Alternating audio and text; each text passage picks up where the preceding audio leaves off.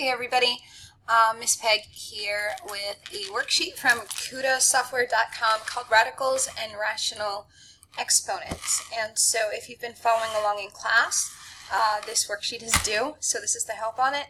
And if you are just coming across this video, you can find the link for this paper in the description section if you want to follow along. So I'm going to jump right into this, and again, so what we do when we're doing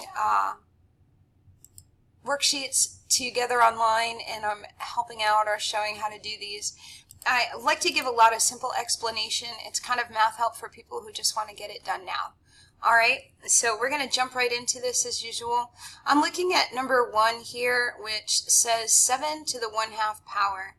Well, if you recall, 7 to the 1/2 power is the exact same as itself in radical form, so we'll be here at square root of 7.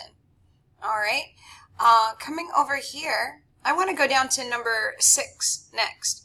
So I like to jump around for explanation purposes and make sure you know how to do these types of problems here. Remember, anything to the half power is its own self. There's a separate video on square roots, how they work, and you can check out that video. I'll put the link in the description below. So here on number 6, so there's a few key things I want you to remember. This 2 is the base. That's the large number, and the 1/6 is the exponent, okay? And so the base, in order to change the form here and put this into radical form, the base is always going to go under the radical sign here. So I'm going to put 2, and now I'm going to take the denominator of 6. Denominator goes on the outside, so I'm going to put a 6 here. And because there's a 1, there's nothing else I have to do. A 1 in this numerator. But you could conceivably just come over here and put a little 2 to the 1st. It really doesn't mean anything because 2 to the 1st power is 2. Okay? So you don't need to put that 1 there. So it would be the 6th root of the square root of 2. Oh, well, the 6th root of 2. I'm sorry. It's early. Okay, so that's what happens when you have a 1 in the numerator. But if you notice on numbers 2 through 5, there is not a 1 in the numerator. So we actually have to account for that here. So let's go back up to number 2 and do these in order. Again, 4 is the base, so 4 is going to stay under your radical sign. The denominator 3 goes on the outside. That's your index.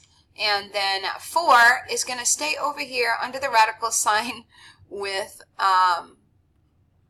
the base of 4. I'm going to rewrite that for you because that was just terrible. So we had the cube root of 4 to the 4th power.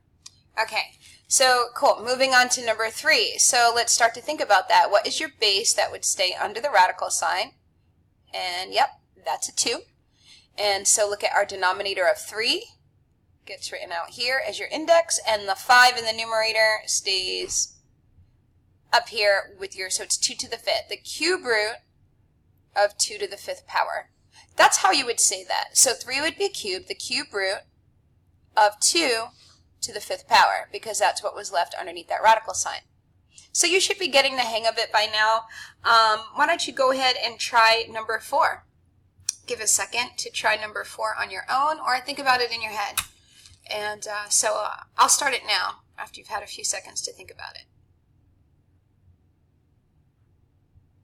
Well, we know that we're going to have a 7 as our base. We know this denominator stays on the outside. That's our index of 3.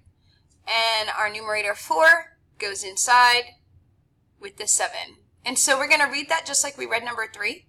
So how would you read that? 3 is cubed.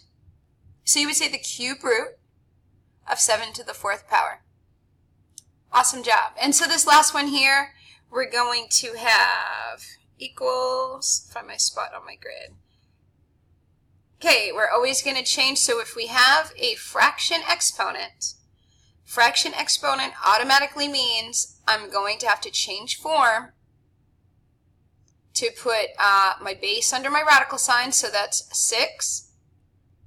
The denominator of that fraction exponent goes on the outside. That's your index. That's 2. And the numerator, it's going to hang out there with the 6 underneath. So that's actually 2 is squared. So we would read that as the square root of 6 to the 3rd power. Awesome. So that's numbers 1 through 6, and let's see what we have here left on this page. We can scroll down. Okay, so here's a whole new section.